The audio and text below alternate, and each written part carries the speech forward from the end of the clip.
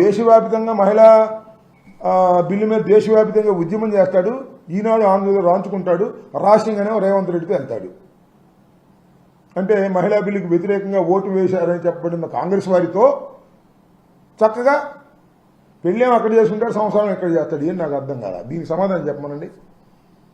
మహిళా బిల్లు కోసం దేశవ్యాప్తంగా తిరుగుతాడు, ఈనాడులోను, ఆంధ్రజ్యోతిలోను, టీవీ5లోను, ఈటీవీలోను, లేకపోతే ఏబిఎన్లోను అద్భుతంగా మెయిన్ హెడ్డింగ్స్ చెప్పుకుంటారు.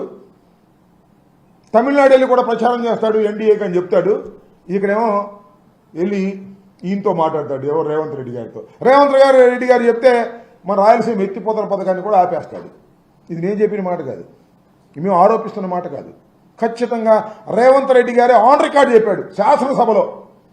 నేను చెప్పబట్టానండి, రాయలసీమ ఎత్తిపోతల పథకం ఆపేశాం, చంద్రబాబు నాయుడు గారితో చెప్పి ఆపించానని ఆయన మీసం నిలేశాడు. ఏం చేయాలి దీనికి నాకు అర్థం కాల.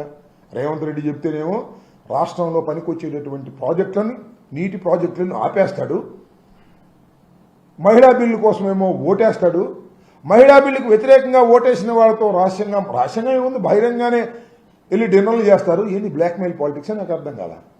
దేశవ్యాప్తంగా తిరగడం ఎందుకు? రేవంత్ రెడ్డిని చెప్తే పోయేది కదా. దేశవ్యాప్తంగా తిరిగి మహిళా బిల్లుకి అనుకూలంగా నేను ప్రచారం చేస్తాను డప్పాలు కొడతాడు. మళ్ళీ ఏదన్నా డీల్ చెడితే మహిళా బిల్లుకు వ్యతిరేకంగా కూడా మాట్లాడతాడు. చంద్రబాబు నాయుడు గారు హైబ్రిడ్ పాలిటిక్స్, అదేవిధంగా ఊసరవెల్లి పాలిటిక్స్ ఆడటం అనేది కొత్త ఏమీ కాదు. మరింతగా ముదిరిపోయి వాళ్ళు ఆడుతున్నారనే విషయాన్ని రాష్ట్ర ప్రజానీకం, దేశ ప్రజానీకం తెలుసుకోవాల్సిన అవసరం ఉందని ఈ సందర్భంగా చెప్పదలుచుకున్నాను.